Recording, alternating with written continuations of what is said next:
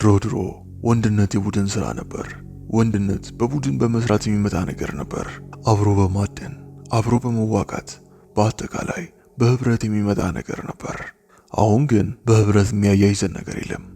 ህብረትን እንድንጠላ ለብቻ መቆም ደግሞ እንድንቀበል ተደርጎ ተሰርቶብናል።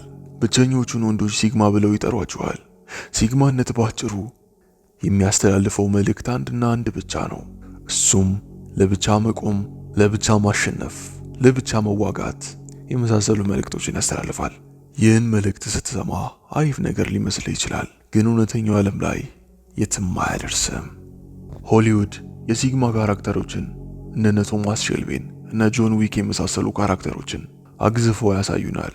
ለብቻቸው ሲቆሙ፣ ለብቻቸው ሲፋለሙ፣ ብቻቸውን ሆነው መቆም ጥንካሬ እንደሆነ ያሳምነዋል። ይህ ነገር የሚሰራው ፊልም ላይ ብቻ ነው።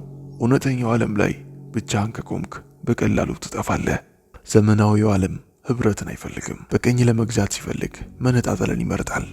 የሚነጣጥልህም በግልጹ አይደለም፣ በስውር ነው። በፊልሞች አይምሮውን ይቀርጹታል። ብቻህን መቆም ጥንካሬ እንደሆነ ይነግሩሃል። ብቸኛ ስትሆን ሌሎች እንደማያስፈልጉ፣ ሌሎች እንደማይጎዱ ያሳምነዋል። ከክህደትና ከስብራት ነፃ የሆንክ እንዲሰማ እንዲመስልህ ያሳምነዋል። ከዛም ብቸኝነትን አምነህ ትቀበላለህ። ጠንካራ የሆንክ ይመስልሃል፣ ነገር ግን ደካማ ነህ። ሲግማ የሆንክ ሊመስልህ ይችላል፣ ነገር ግን ደካማ ነህ። ለብቻ ተነጥለህ ከቆምክ በቀላሉ ትጠፋለህ፣ በቀላሉ ትሸነፋለህ። እነሱ በቀላሉ ይቆጣጠሩሃል። ብቸኛ ሰዎች ለሱስ ቅርብ ናቸው። ብቸኛ ሰዎች አብዛኛውን ጊዜ ራሳቸውን ለማጥፋት ይጋበዛሉ።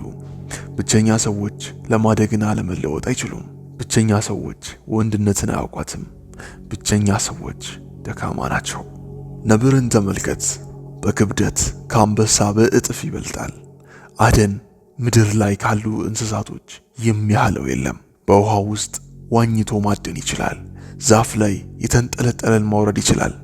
የሚያድነው ዝሆን የሚያካክሉ ፍጥረታቶችን ነው። ሮጠህ አታመልጠውም። ዋኝተህ አትሸሸውም። ዛፍ ላይ ወጥተህ አታመልጠውም። መሳሪያ ይዘህ አትጥለውም። አንዴ ነብርን ካየህ እጣ ፋንታን በጸጋ ነው መቀበል ያለብህ። አንበሳን የጫካው ንጉሥ ነው ይሉታል።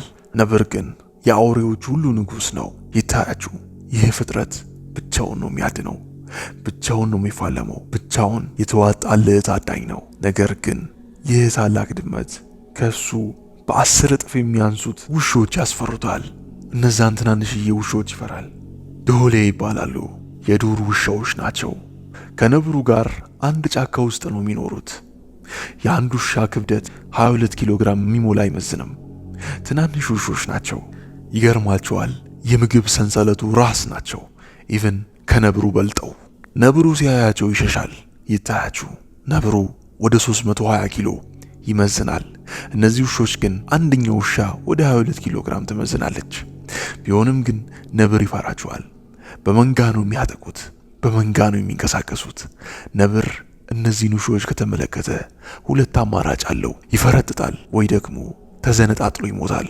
አየህ፣ እየፈለገ እንደ ነብር ጠንካራ ታላቅ ብትሆን ህብረት ከሌለ በትናንሽ ውሾች መጥፋት አይቀሬ ይሆናል። የድሮውን ወንድነት መመለስ አለብን። እሱን ማድረግ ያለብን ሲግማ የሚለውን ሐሳብ ስንገድል ብቻ ነው። ሲግማነትን እንግደል ስል ጠንካራ አትሁን፣ የሲግማዎችን አመለካከት በሙሉ ተው ማለት አይደለም። መግደል ያለብን ሐሳብ ለብቻ መቆም፣ ተነጥሎ መቆም የሚለውን ሐሳብ ነው። ህብረታችንን መጠበቅ መቻል አለብን። አንድ የሚያደርገን ወንድነታችን ብቻ ነው። ሁላችንም ማደግ፣ መለወጥ፣ መሻሻል እንፈልጋለን። ለዚህም አንድ መላ ዘይቻለሁ። በህብረት የሚያቆመንን ቻናል፣ የተለያዩ ኮርሶችን የምንሰጣጥበት የቴሌግራም ቻናል፣ በእድሜ ገፋ ያሉ ወንዶች ምክራቸውን የሚሰጡበት ቻናል፣ እርስ በርስ የምንወያይበት የቴሌግራም ቻናል አዘጋጅቻለሁ። ሐሳብ የምንለዋወጥበት፣ ስፖርታዊ ቻሌንጆችን የምንወዳደርበት፣ በአጭሩ ወንድነትን የሚባለውን ሐሳብ የምንመልስበት፣ ራሳችን የምናሻሽልበት የቴሌግራም ማህበር አቋቁሜያለሁ። ለማህበሩ ትልቅ ቦታ እንድትሰጡት በሚል ማህበሩን ለመቀላቀል የምትከፍሉት ክፍያ አለች። ክፍያውም 100 ብር ትሆናለች። በየወሩ 100 ብር ከፈል ይሆናል። በዛ ውስጥም ምክሮችን፣ የዩቲዩብ ላይ እንደምለቃቸው ትምህርቶች፣ ውይይቶች፣ ስፖርታዊ ቻሌንጆች፣ ምክክሮች እናደርጋለን። ከዚህ በፊት ኮርስ የከፈላችሁ ሰዎች እናንተ ይህን ማህበር የተቀላቀላችሁ መሆኑን አሳውቃችኋለሁ። 100 ብር ከፍላችሁ ይህን ማህበር ተቀላቀሉ። የቴሌግራም ዩዘሬ ዲስክሪፕሽን ላይ አለ። ሃይ በሉኝ፣ ወደ ማህበሩ አቀላቅላችኋለሁ። ምንጊዜም